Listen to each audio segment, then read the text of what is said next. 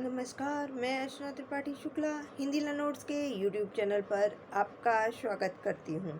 आज मैं आपको लॉ ऑफ टॉर्ट यानी कि अपकृत्य विधि के बारे में बताऊँगी कि लॉ ऑफ टॉर्ट होता क्या है। क्या जो है लॉ ऑफ टॉर्ट ये कहाँ से आया है। आपको बता दें कि जो विधि के अंतर्गत व्यक्ति का कई प्रकार से विधिक अधिकार प्रदान किए जाते हैं और इसके साथ ही साथ इन अधिकारों के संरक्षण के लिए उपचार भी उपलब्ध कराए जाते हैं। अब आपको बता दें कि अपकृत्य जो है ये कहाँ से आया है, ये अधिकार है कि उपचार है।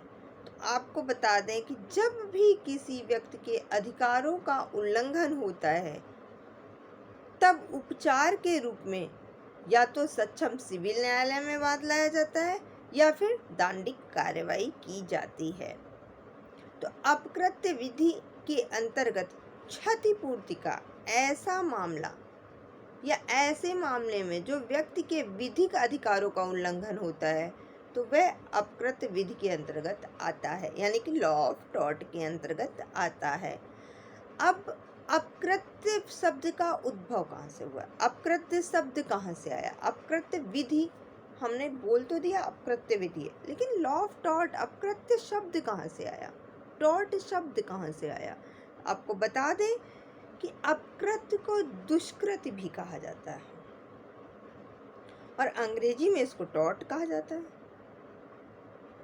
तो टॉर्ट का हिंदी रूपांतरण है दुष्कृत्य, यानी कि बुरा कार्य।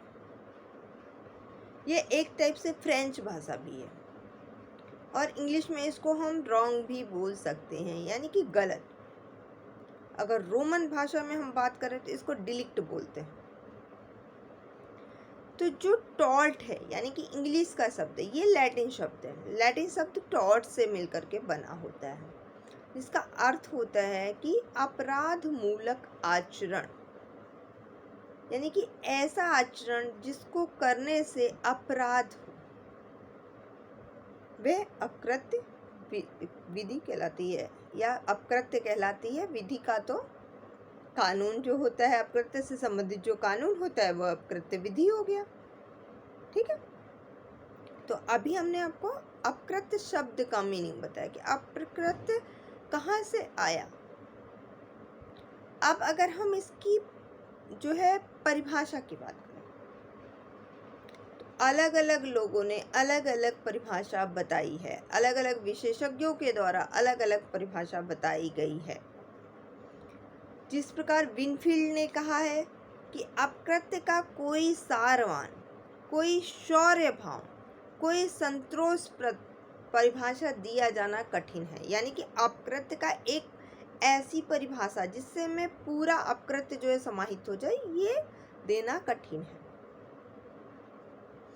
उसी में रतनलाल धीरज लाल जी ने कहा है कि अपकृत्य की परिभाषा देने के अनेक प्रयास किए गए हैं, लेकिन आज तक कोई सार्वभौम परिभाषा नहीं दी जा सकी। यानी कि अलग अलग वैज्ञानिकों ने, अलग अलग विशेषज्ञों ने अपकृत्य की अलग अलग परिभाषाएं दी है, लेकिन कोई ऐसी परिभाषा अभी तक नहीं मिली है जो कि एकदम मान्यता प्राप्त हो कि नहीं ये परिभाषा बेस्ट है। हालांकि सभी की परिभाषाएं मान्य है। विनफील्ड ने क्या कहा है कि अपकृत्य का दायित्व तो एक ऐसे कर्तव्य के उल्लंघन से अद्भुत है जिसे के प्राथमिक रूप से विधि द्वारा सुनिश्चित किया जाता है और जो जनसाधारण के प्रति होता है, तथा इसे उल्लंघन का निवारण अधिनिर्धारित नुकसान के लिए कार्रवाई द्वारा किया जाता है। यानी कि किसी ने अगर आपका नुकसान किया है तो आपका यह दायित्व बनता है, यह कर्तव्य बनता है कि उसकी जो है जिसने ये नुकसान किया है उसका ये दायित्व और कर्तव्य बनता है कि वह उस नुकसान की भरपाई करे।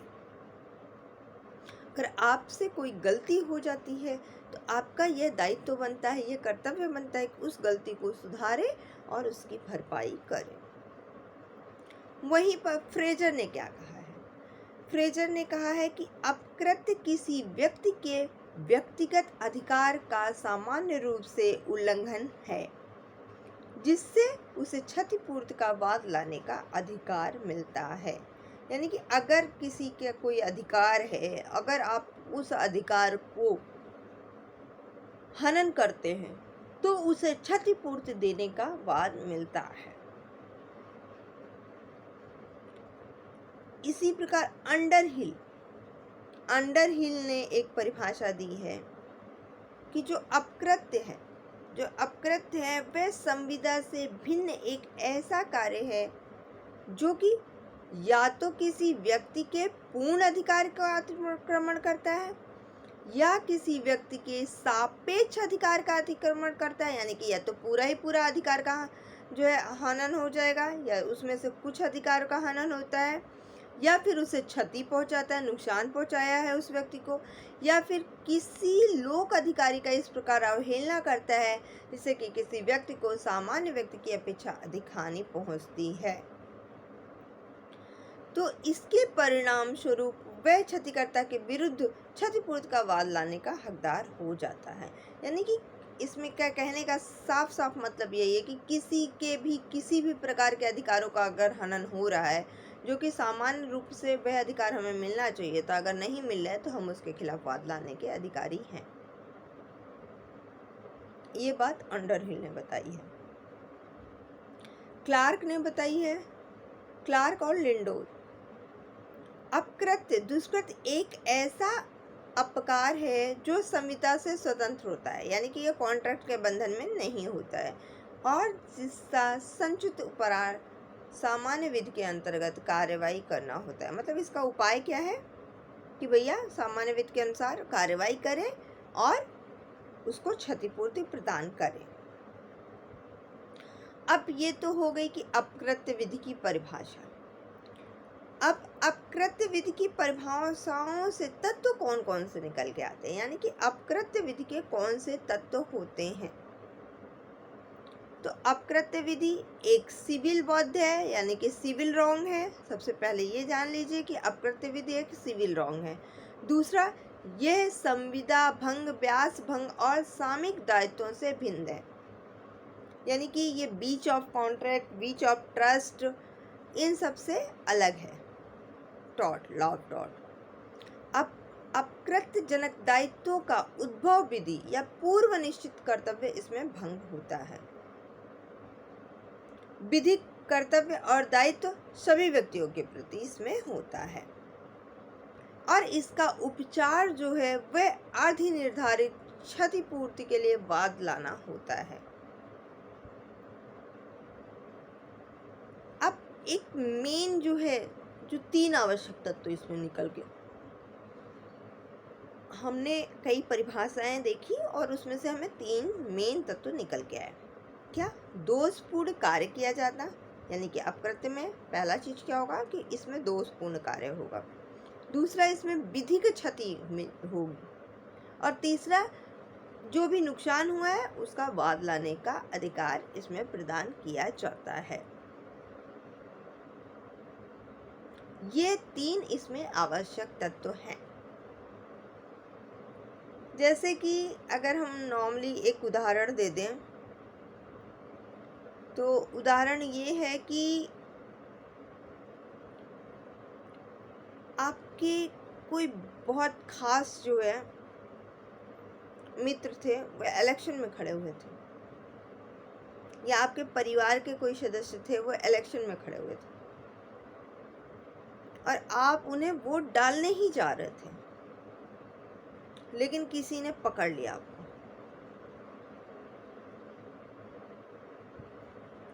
आपको किसी व्यक्ति ने पकड़ लिया, जिसकी वजह से आप वोट नहीं डाल पाए, और जब इलेक्शन का रिजल्ट आया तो वह व्यक्ति जीत चुका था जिसको आप वोट देने जा रहे थे, परंतु फिर भी आपको यह अधिकार बनता है कि जिस व्यक्ति ने आपको उतनी देर के लिए पकड़ के रखा था, आपको वोट डालने नहीं जाने दिया, उसके खिलाफ आप क्षतिपूर्ति का दावा करें। हालांकि आपके वोट से उसको प्रभाव नहीं पड़ा, वह जीत गया, लेकिन ये भी तो हो सकता था कि वो हार सकता था एक वोट से। और फिर वोट डालना आपका अधिकार था, आपके अधिकारों का हनन हुआ है, तो आप इसके लिए लॉ ऑफ टॉर्ट के अकॉर्डिंग क्षतिपूर्ति पाने के अधिकारी हैं। आपको आज की वीडियो कैसे लगी हमें कमेंट करके ज़रूर बताइएगा। हमारा वीडियो लगातार देखते रहिएगा, चैनल को सब्सक्राइब कर लीजिएगा, बेल आइकन दबाना बिल्कुल मत भूलिएगा, जिससे कि हमारी वीडियो आपको लगातार मिलती रहे। धन्यवाद।